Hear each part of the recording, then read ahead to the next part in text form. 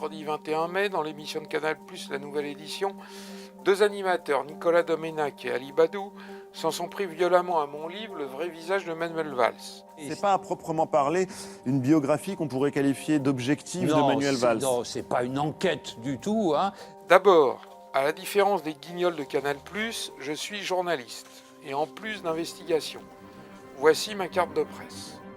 Canal+ me présente comme rédacteur en chef de Minute, un hebdomadaire que j'ai quitté qui a quand même plus de 25 ans.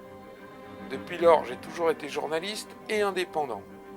J'ai écrit une douzaine de livres d'enquête et des dictionnaires, et je publie surtout depuis 18 ans une lettre confidentielle sur la vie politique française et sur les groupes de pression qui s'appellent Faits et Documents. Cette lettre s'appuie, comme son nom l'indique, sur les seuls faits et les seuls documents. Je n'ai jamais eu un seul procès alors que je révèle dans chaque numéro un grand nombre de secrets. Et donc maintenant, j'ai décidé de rétablir la vérité face aux mensonges de Canal+. Premier point, sans aucun élément précis hormis le témoignage lamentable du biographe officiel de Manuel Valls.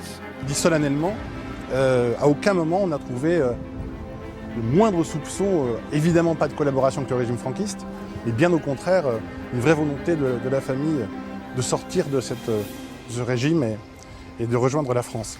Domenac et Badiou prétendent que le père de Manuel Valls était un réfugié et un opposant antifranquiste. En 1955, ce supposé opposant a été invité à la très officielle 3e Biennale hispano-américaine de Barcelone. Il a évidemment accepté et il y a présenté ses œuvres. Xavier Valls était si peu opposant aux franquistes qu'il a obtenu le premier prix de nature morte. Comme j'ai l'habitude de mentir, voici la coupure du journal franquiste ABC qui atteste qu'il a obtenu le premier prix de nature morte. Devinez qui est venu inaugurer cette exposition. Eh bien, c'est le caudillo Francisco Franco lui-même. Por su excelencia el jefe del Estado, acompañado de su esposa y de otras altas autoridades y jerarquía. Second point, les rigolos de Canal+ prétendent que la famille de Valls était pauvre. C'était pas du tout une famille qui roulait sur l'or. Il y avait une richesse intellectuelle, culturelle, parce que c'était une famille d'artistes. Voilà, son père était peintre, je vous le rappelle. Donc ça, il balaye, c'est même pas la peine de s'y attarder. Vous allez vraiment comprendre pourquoi il ne s'y attarde pas. Du côté maternel, ce sont de gros colons pratiquant l'exploitation coloniale en Sierra Leone, autour de la Recupre Company. Du côté paternel, la famille Valls était l'une des plus riches familles de Catalogne. La famille Valls a donc fondé évidemment sa propre banque. Et donc voici quelques photos de cette banque qui existe encore aujourd'hui.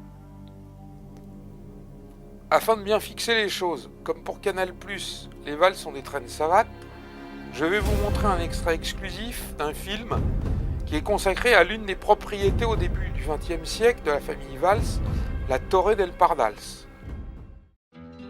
Elle a parmi les plus beaux, voire le plus beau jardin de Barcelone. L'intérieur est très très richement décoré, c'est un vrai musée que fréquentera tout le gratin de la bourgeoisie catalane. Dernier point. Les faussaires de Canal+ prétendent que Manuel Valls a, je cite, Il a un petit peu évolué dans son positionnement par rapport au Proche-Orient. Effectivement, c'est sûr qu'il était un petit peu moins favorable à Israël par le passé et qu'il l'est très clairement aujourd'hui. Donc oui, pro-israélien, je crois qu'il ne s'en cache pas. Pour le reste, c'est du délire extrémiste habituel. En dehors du film le plus explosif que j'ai découvert et qui a dépassé maintenant les 1 500 000 vues, voici un nouveau témoignage. C'est un témoignage irréfutable. Il provient de Richard Wajman, président fondateur de l'Union juive française pour la paix, qui défend la cause palestinienne. Ah oui, je me souviens, c'était il y a 10 ans environ.